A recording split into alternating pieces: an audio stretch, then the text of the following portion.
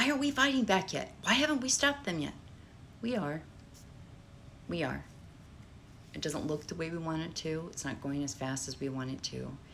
But as someone who's a strategist and is profiled for a long time, I think we're doing it the right way.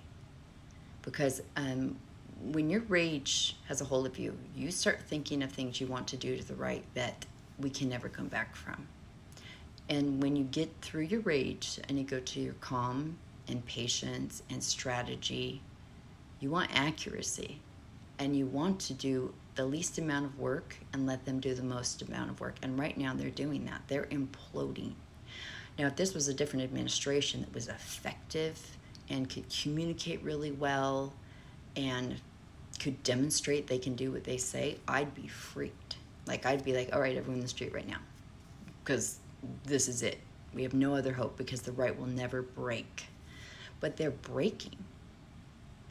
The people on the right are leaving every day. They are posting every day going, guys, we have to start admitting that we got to start waking up because this is bad. This is bad. They're posting that. The fact that they're posting that publicly is shocking because most cult members leave in silence. That's how scared they are. And, they're watching their leader say things like, oh, yeah, Biden's a robot. The man that they thought was going to take them to the greatest prosperity of all time, that was going to navigate them there, is saying that Biden is a clone. If you don't think that that bothers them, it does. It does, because that's just showing mental illness.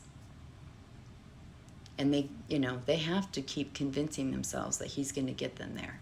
And that starts shutting that down. The Taco thing upset them just as much as it upset him because they care what Wall Street thinks. And if they're calling him a chicken behind his back, the staff isn't protecting him. Why isn't the staff protecting him? The Secret Service is making fun of him. He's getting called out on live TV. He's complaining that Putin might be stringing us along. I don't know what to do. And then now China's just really difficult and really tough. Like suddenly he's just incapable.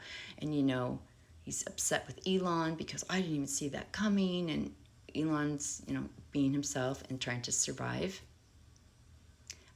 The jobs report just came out. 36,000 new jobs, lowest in 20 years. Last month was like 170,000. Can't blame that on the clone/robot, can you? No, you can't. They are going to start waking up quicker and quicker and quicker. You have Steve Bannon saying, we need to tax the rich. This is unsustainable. The top 40% need to pay a higher tax rate. Like, we need to lock that in. Survival mode. Stephen Miller saying, I want 3,000 arrests a day. Get creative. Do whatever you have to do. Survival mode. If the deportations were working well and they were effective, you wouldn't hear about them. You wouldn't even know because we didn't hear about them for decades before, right?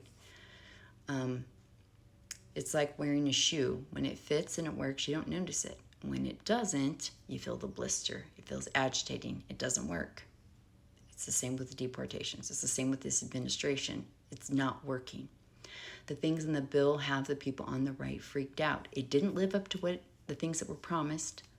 And then, it's not just the Medicaid stuff, but also like, oh, we're cutting off any low income, like for heating and electricity.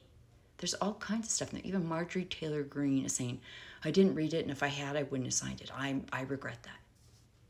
The monsters are coming out publicly, and they're trying to fight for their own lives. That's how you know they're imploding. In the art of war, you want the enemy to destroy itself as much as you can. That will be the biggest asset you have in the long run. And they're doing that. That's what's happening. So as a strategist, calm and patience are imperative right now. They are getting pushbacks in the ICE rates where they're seeing them happening. They're getting bigger and bigger, and they will continue to grow. But, when people say, well, I don't even care if the right leaves, it's too late. Oh, yeah, we're a weaponized nation. And I care if they leave because they have something in their claws with the trigger. And if we ever have to use them, which I hope we don't, I want as many pointed upward and not side to side. You see, so it does matter. And we have to become allies to stop this, the corruption on both sides. It has to stop. And right now, they're getting to see the full picture of their side and how insane it is.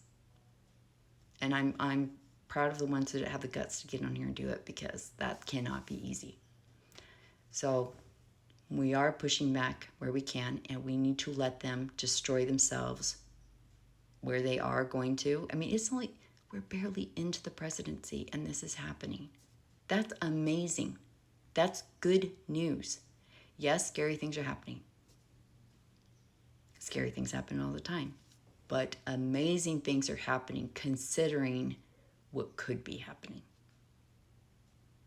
And the fact that people on the right are waking up, and we need them to help us. And I absolutely believe they will.